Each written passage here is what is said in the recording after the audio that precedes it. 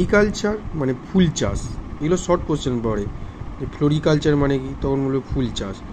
তাই বলছে পোমাম কালচার মানে কি, ফলের চাষ। বাণিজ্যিকভাবে ফলের চাষকে বলা হবে পোমাম কালচার।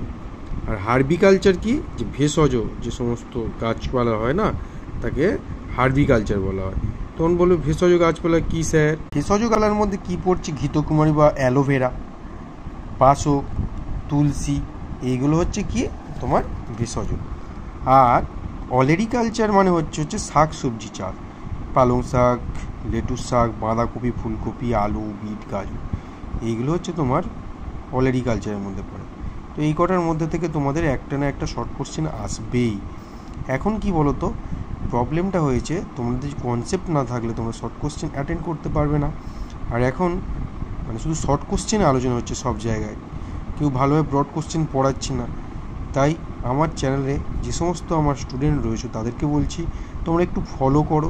ক্লাসগুলো বেশিক্ষণ নয়, দেখো 1 মিনিট 1.5 মিনিট। তোমরা অন্য ভিডিও অনেকক্ষণ দেখো, এটা একটুক্ষণ দেখে নেবে, দেখবে জ্ঞান বেরিয়ে যাবে অনেকটাই।